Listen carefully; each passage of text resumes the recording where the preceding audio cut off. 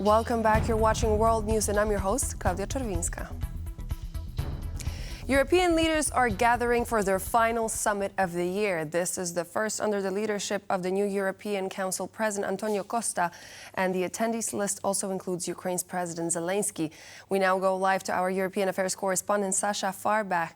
Sasha, hi there. So what's the major topic of today's final gathering, and are we to see any major announcements coming anytime soon? Hi there. Well, it is a mixed bag of different things, a full agenda, but the realistic, I think, deal here is that we'll not see any major breakthroughs. It is also, I think, one major breakthrough already is this council meeting is supposed to only last for one day. That is the new initiative by Mr. Costa, the new president, as you said there earlier. And I think this is making a lot of leaders pushing more in terms of those texts have already been drafted before, that they get to focus more on strategy, on talking about those issues. And we'll see if that indeed is the case.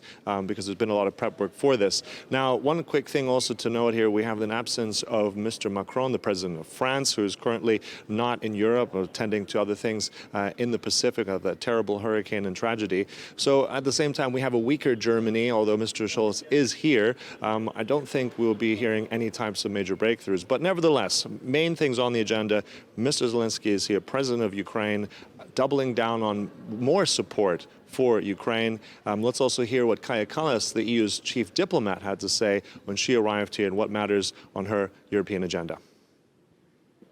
We have to talk how we can support Ukraine more. Zelensky's meetings here are also about how we can provide more support to Ukraine. Any push for negotiations too soon will actually be a bad deal for Ukraine.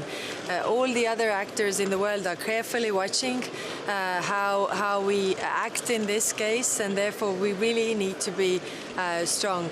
Syria shows us that Russia is not invincible, and we shouldn't underestimate our own power. We are a great power, and if we want to be a geopolitical power, we need to act in a united way. Then we are strong, then we are also serious on the world stage. And then everybody is also looking at us in these developments that are going on in the world. We see this struggle between the forces that want to have the world order where might makes right, and we see on the other side European Union with its allies, where we have a rule of law and we want to have a world where it's on the rules base. So it's not that those who have the power can just take what they want.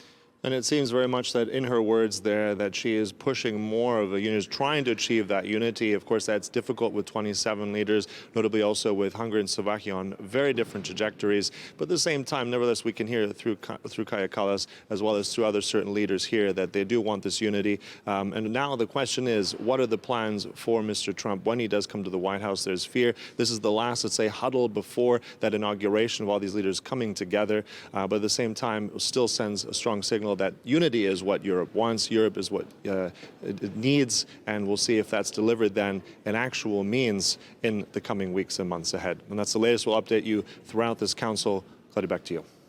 Thank you so much. That was Sasha Farbach coming to us from Brussels. Only together, the United States and Europe can really stop Putin and save Ukraine, said Volodymyr Zelensky in Brussels. Zelensky is set to meet with EU leaders to discuss security guarantees and Kyiv's top priorities like the security of Ukraine's energy sector, internal military production, and the safety and well-being of Ukrainian children. Top priority for us, and we will discuss today, this is the protection of our energy sector. I'm speaking about, of course, safety in nuclear station. Yes, which is very dangerous not only for Ukraine and for all the Europe if something goes not well.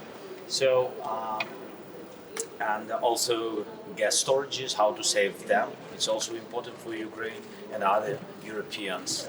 The second point for me is very important to increase as much as possible our internal military production, which really helps and which works. We see the result on the battlefield. And the third point, which is important, how to urgently help for Ukrainian children to save and to do more secure the situation in our school network. It's about bomb shelters, food, a lot of different things which are very important for our families. And of course, Mr. President said already that the second point in the EU will be Europe in the world, and for us it's very important. Especially from the very beginning of next year, we need very much unity between the United States and EU and countries of Europe. It's very important. We need this unity to achieve peace. I think only together the United States and Europe can really stop Putin and save Ukraine. The President of the European Parliament, Roberta Metsola, says the EU is cautiously looking to whether Syrians who fled the now-deposed Assad regime could return home. Metsola said she will visit the Middle East in January to discuss relations with Syria.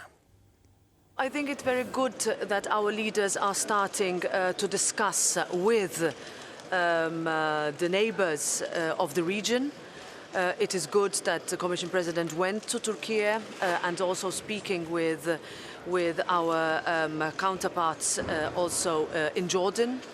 I will also be embarking on a trip to the region in January. With regards to Syria, of course, it is a relief that the regime of Assad is finally down, is finally over. We need to look with caution as to who will take over, who will fill that vacuum. Also with regards of caution to the potential of Syrian nationals going back, and also not forgetting that there are minorities that need to be protected in Syria. It's too early for peace talks in Ukraine as Russia feels it currently has the upper hand and the deal would not be sustainable, Lithuanian President Gitanas Nausėda has claimed. He also said that Europe must focus on making Ukraine as strong as possible. I hear some rumors in the air about possible peace negotiations. And my opinion is that probably it's too early, because right now Russia is in the offensive mode. Russia is going forward. Russia feels to be stronger side in every possible negotiations. And it would lead not to just and sustainable peace. If we will try to make something from this situation, it will not be just and sustainable peace, it will be unjust and unsustainable peace. Russia is showing no willingness to negotiate, and I think in this situation we have to do everything what is in our hands to support Ukraine and to make Ukraine strong.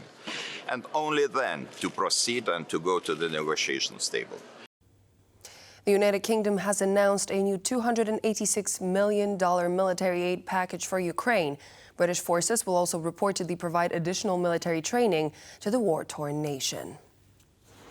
The package aims to strengthen Ukraine's naval forces and air defense capabilities. The money will also be used to provide support and spare parts for military systems previously delivered to Ukraine. A counter-drone warfare system will also be supplied within the framework of this new aid package. At least 100 North Korean troops deployed to Russia have been killed and another 1,000 wounded in Moscow's war in Ukraine, according to the South Korean Parliamentary Intelligence Committee. The National Intelligence Service reported that at least 100 people were killed and the number of injured is expected to be close to 1,000. The National Intelligence Service said that the heavy losses were attributed to North Korean troops' lack of experience in drone warfare, and they were mobilized as frontline stormtroops in open terrain which they were unfamiliar with. While cybersecurity has been on the European agenda for decades, only recently has the EU been taking steps to coordinate cyber defense between member states. Answering a question from TVP World, Polish Digital Affairs Deputy Minister Dariusz Standerski said why expediting a common cyber defense strategy is one of the priorities for the upcoming Polish presidency of the Council of the European Union. Even last year, we noticed 100% growth in cyber attacks in Poland. And in the current year, we predict that we'll observe even higher growth in percentage. So we see that those challenges are transforming, and that's why our cybersecurity needs to transform as well. And we believe that only the coordination on the European level would help. What we see, there are two challenges to that. First is about financing cybersecurity.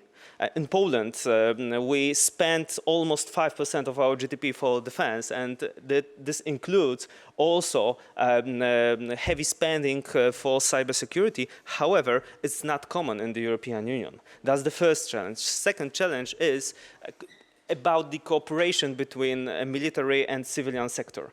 In Poland, we are in daily touch with our Ministry of Defense and with our cybersecurity forces, and it's also not common in every member state. Russian President Vladimir Putin has begun his annual marathon press conference. State-controlled television channels are broadcasting the event live across the country's 11 time zones. It has been reported locally that this year, 1.5 million Russians submitted questions. In the past, the agenda has been dominated by domestic issues such as government subsidies for families, fuel and heating costs, as well as road maintenance. In 2023, Putin spoke for about 4 hours. The event is highly choreographed, with reporters often vying for Putin's attention by waving pieces of paper. The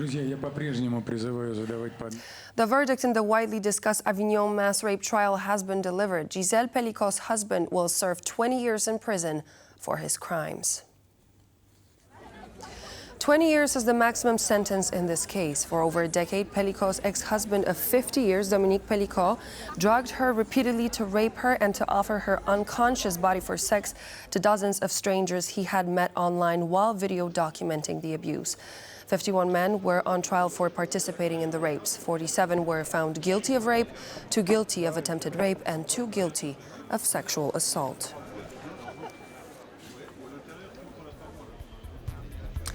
And with that verdict, we end our news broadcast, but please do stay tuned here on TVP World, as we'll be back in just a moment with more news and features.